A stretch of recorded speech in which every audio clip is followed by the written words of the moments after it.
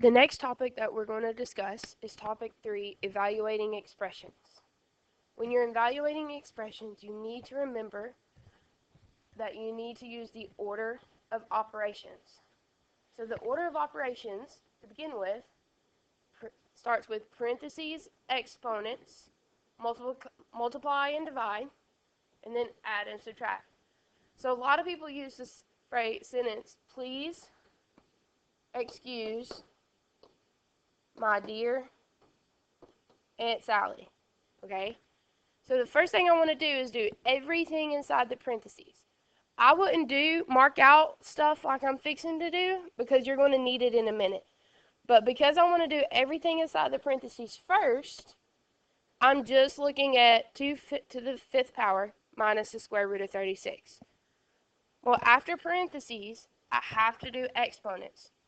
2 to the 5th power is going to be 32 minus the square root of 36. The square root of 36 is 6. I'll just bring everything down.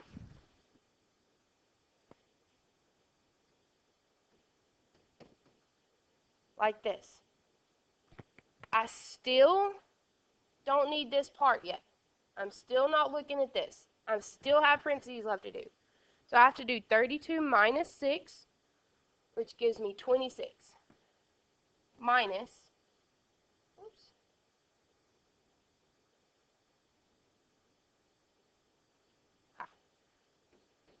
45 divided by 3 squared plus 8.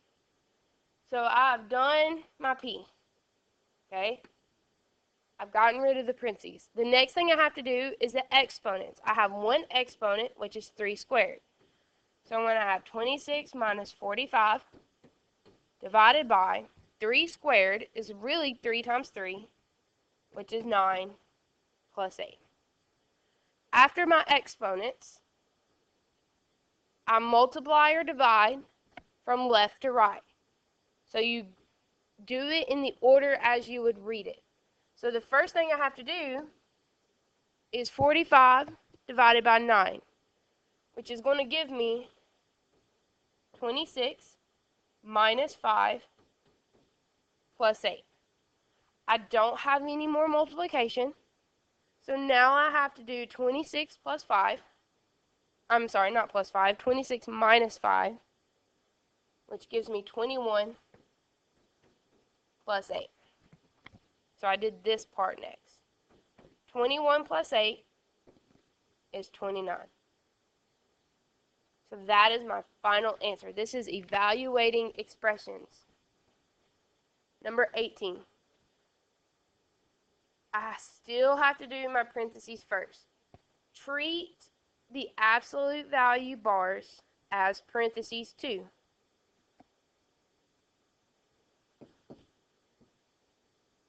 Because it's a fraction, I'm going to wait to do all my divisions at the end. Because everything is being divided by the bottom, not just one number. So on the top, I'm going to have 7 plus the absolute value of negative 8 minus 5 squared is going to give me 25.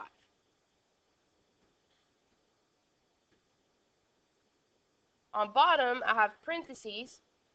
So 1 minus 4 is going to be negative 3 cubed plus 17.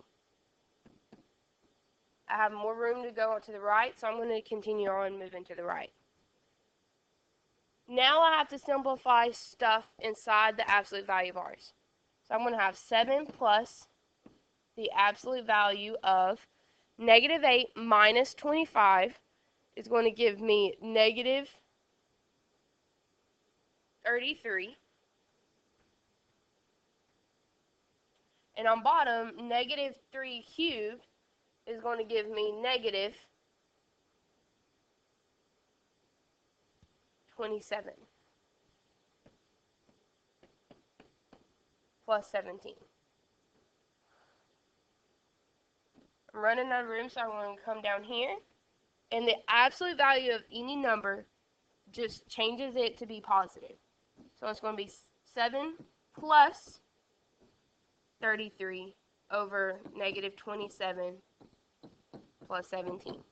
Well, 7 plus 33 gives me 40, and negative 27 plus 17 is going to give me negative 10, so that when I do 40 divided by negative 10, I get negative 4. 19.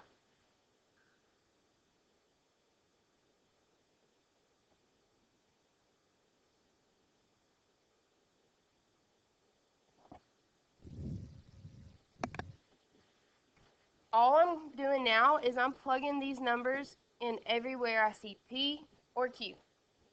So I'm going to rewrite it, and I'm going to do 5 times negative 4 squared times negative 2, because it's P squared Q, minus 7 times negative 2. Still have to do parentheses first, but there's nothing inside the parentheses that can simplify. So the next thing I have to do is exponents. Well, negative 4 squared is going to be positive 16. And if you want to rewrite it as this without the parentheses, you can. You don't have to use parentheses. Times, or minus 7 times negative 2. I like using parentheses because it helps me keep all my numbers separated. Well, after exponents, I have to do multiplication and division from left to right. Well, 5 times 16 times negative 2 is going to give me negative 160. So I did all of this combined. Then I'm going to do negative 7 times negative 2, which gives me a positive 14. Therefore, negative 60 plus 14 is going to give me negative 146 as your answer. Number 20. Same thing. I'm going to plug in this in for x and y. So I'm going to have 1/2 times negative 4 squared plus 2/3 times 9 over 2. Exponents first. 1/2 times 16 plus 2/3 times 9 over 2. Well, here, 1 times 16 is going to give me 16 over 2 times 1 is 2. Plus 9 times 2 is 18.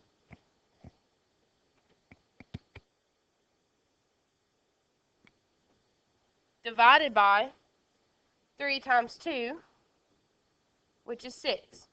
Simplify your answers. It'll make it easy on the next step. 16 divided by 2 is 8. Plus 18 divided by 6 is 3. Therefore, 8 plus 3 is 11.